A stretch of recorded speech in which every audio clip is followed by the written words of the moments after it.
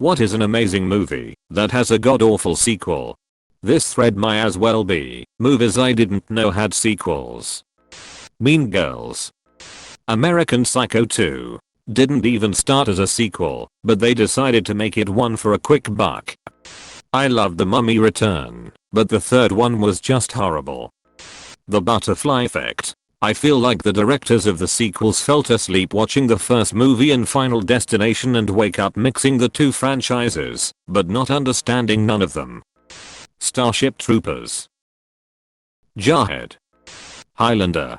Got my buddies to go see it in the theater. We all agreed to walk out halfway through. Embarrassing trying to explain to them how good the first one was. They were like, yeah right, lunch is on you bitch. Edit. A few comments made about my pals not seeing the original. I was the only fantasy nerd in our clique. It was not a movie they would ever go see freely, which made it all the worse as it probably put them off the genre for life. Slapshot. The fact they even made that steaming pile of garbage of a sequel all those years later was insulting to the original. Oh god, we just watched Surf's Up to that was paid for by the WWE. Independence Day. 20 years we waited, and that's the best they got? Honorable mention to Pacific Rim. The Mask. If it hasn't been mentioned yet, they destroyed Disney's Atlantis with Atlantis 2. Highlander. Speed. Donnie Darko. Darko was trash.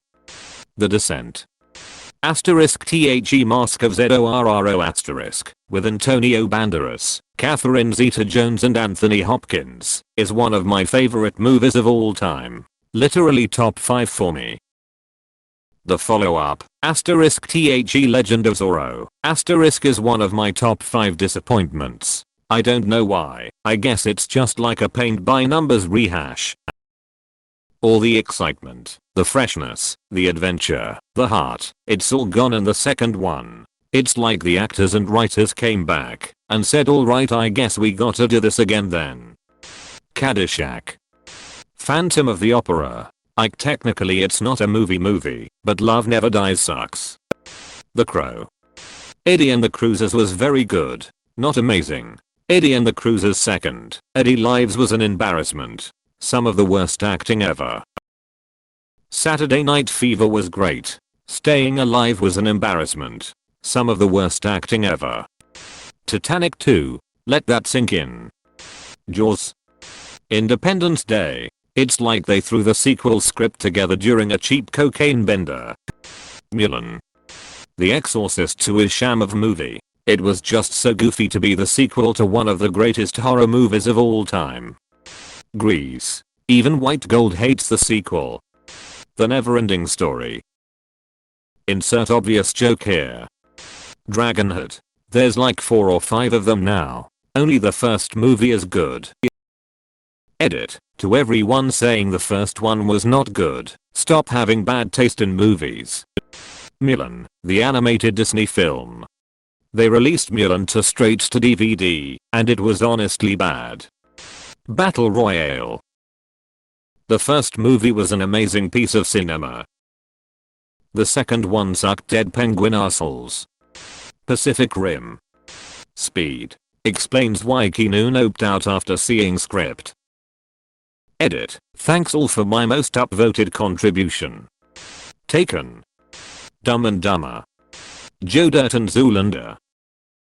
Those two were perfect early 2000s comedies and they did not need sequels, especially Joe Dirt, because that one was especially terrible. The SpongeBob movie. SM1, SpongeBob and Patrick set out on a road trip adventure not realizing that the fate of Bikini Bottom lies in their hands as Plankton's most ingenious plan unfolds.